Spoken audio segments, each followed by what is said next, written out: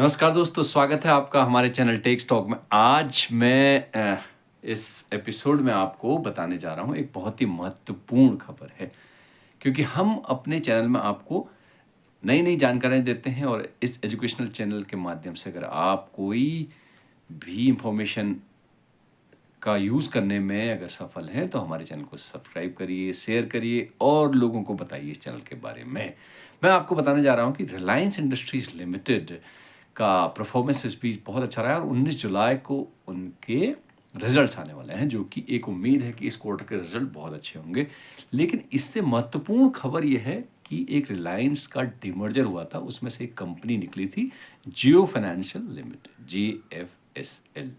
तो उस जियो फाइनेंस के बारे में मैंने आपको बताया था कि इस कंपनी का जो फ्यूचर है बहुत अच्छा है। ब्लैक रॉक के साथ इनकी, जो कि विश्व का सबसे बड़ा फंड माना जाता है, इसकी एक MOU है इनका कि वे साथ काम करेंगे भारत में। तो जियो फाइनेंस ने पिछले साल RBI के पास डिमर्जर के बाद ही रिलायंस इंडस्ट्री से एक अप्रूवल लेने के लिए एप्लीकेशन दी थी। वो अप्रूवल था एक NBFC से CIC बनने का। CIC का मतलब होता है, CIC एक कंपनी होती है कोर इन्वेस्टमेंट कंपनी। जो कोर इन्वेस्टमेंट कंपनी जो होती है बहुत ही महत्वपूर्ण कंपनी हो सकती है, क्योंकि जो NBFC होती है उसमें और CIC में एक डिफरेंस ये होता है कि जो CIC का जो एसेट जो होता है, जो उसके एसेट की वैल्यू होती है, जो 100 करोड़ रुपए से ऊपर होती है। और इसमें एक फ़ायदा और होता है कि जो CIC होती है, कोर इन्वेस्टमेंट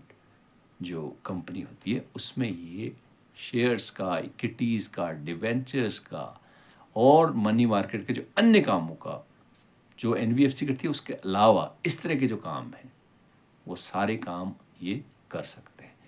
तो इन्होंने एक्सचेंजेस को एक जानकारी दी है कि इनको जो RBI की तरफ से है, CIC का एक ऑर्डर मिल चुका है, जो अप्रूवल का ऑर्डर मिल चुका है। तो इसका मतलब जो ये अपना जो NBFC और CIC, NBFC से बढ़ के जो CIC का काम करने जा रही है, रिलायंस इंडस्ट्रीज़ लिमिटेड की सब्सिडरी कंपनी जियो फाइनेंस, उसकी तरफ इन्होंने कदम बढ़ा दिए हैं। जियो फाइनेंस का जो शेयर था, वो रिलायंस इंडस्ट्रीज़ के शेयर धारकों को मिला था। 1 शेयर पे 1 शेयर इनको जियो फाइनेंस का मिला था। तो जियो फाइनेंस की जो इस समय मार्केट वैल्यू है, जो मार्केट कैप है, वो 2,21,000 करोड़ से ऊपर एक बहुत बड़ा साइज होता है, 2,21,000 करोड़ एक CIC के लिए। अब जो इसका मार्केट वैल्यू है इस समय, जो एक शेयर की है, वो लगभग 348 रुपये का।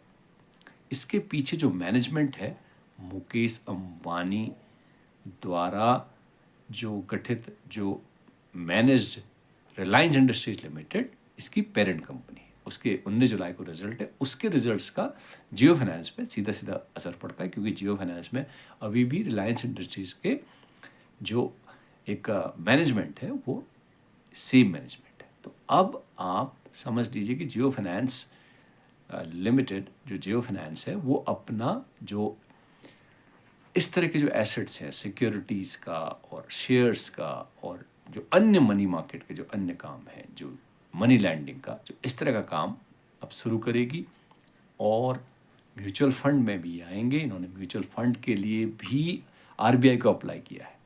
तो CIC का जो अप्रूवल मिलने के बाद कंपनी की साख में एक बढ़ोतरी होगी और कंपनी का जो परफॉर्मेंस होगा मार्केट में, ये और अच्छा होगा। जो रिलायंस से जो निकली इस कंपनी के लिए एक बहुत बड़ा एक प्लस पॉइंट ये है कि इनको जो फंड्स की वो कोई कमी नहीं है, क्योंकि इनके पीछे जो बैकिंग है वो एक बहुत बड़े बिजनेस हाउस की है।